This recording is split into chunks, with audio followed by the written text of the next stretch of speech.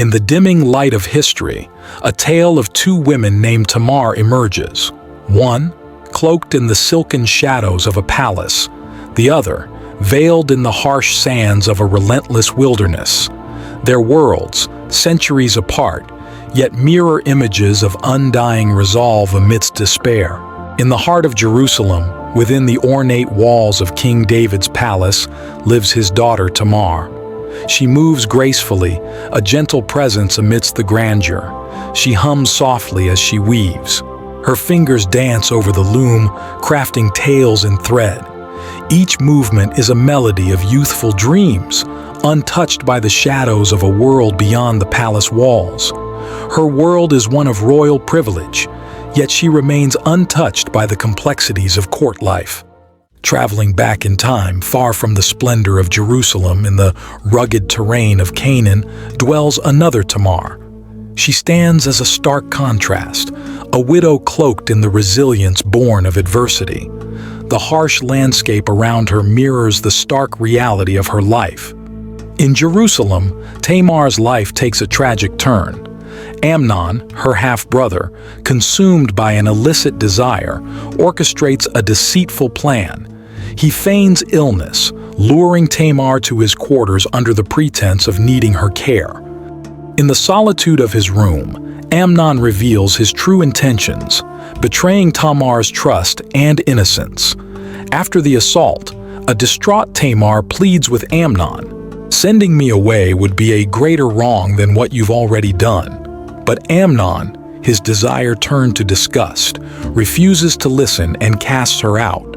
Tamar, once cherished and respected, is now viewed with contempt and disdain. Meanwhile, in Canaan, Tamar faces a turning point of a different nature. After the deaths of Er and Onan, she is left in limbo, awaiting her union with Shelah, Judah's youngest son.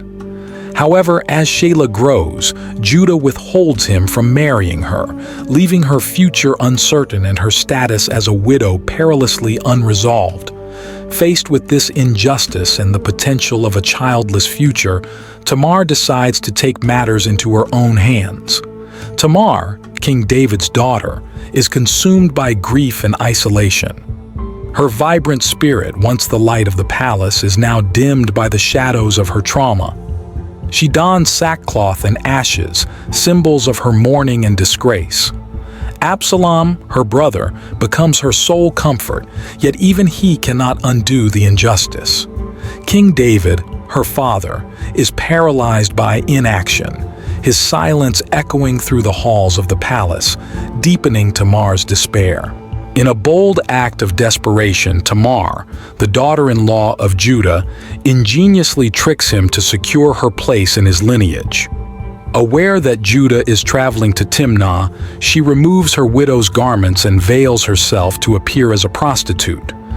Positioning herself at Enaim on the road to Timnah, she waits for Judah. When he approaches, he does not recognize her due to her disguise. Tamar negotiates with him for his seal, cord, and staff as a pledge for payment. When it becomes known that Tamar is pregnant, Judah initially orders her to be burned for what he perceives as her immorality. However, Tamar reveals the items she had secured from Judah as proof of the paternity of her unborn children. Confronted with this evidence, Judah recognizes his own failure to uphold his promise to her and admits, "She is more righteous than I." Her actions secure her position within Judah's family and lineage. Tamar eventually gives birth to twins, Perez and Zerah. Perez is notably listed in the lineage of King David and, ultimately, Jesus Christ. Tamar, a desolate woman in her brother Absalom's home, a powerful image of her enduring pain and isolation, fades into obscurity, her dreams and prospects shattered. Absalom, harboring a deep-seated resentment for Amnon's act and David's lack of action, eventually avenges his sister, further entwining the royal family in a web of conflict and tragedy. These contrasting responses to their circumstances highlight the diverse ways individuals cope with trauma and injustice. While Tamar, David's daughter, symbolizes the enduring pain that some carry throughout their lives. Tamar, Judah's daughter-in-law, represents the potential for transformation and victory in the face of despair. Both paths, though different, are journeys of courage, and both women, in their own ways, leave behind a legacy of strength in the midst of life's storms.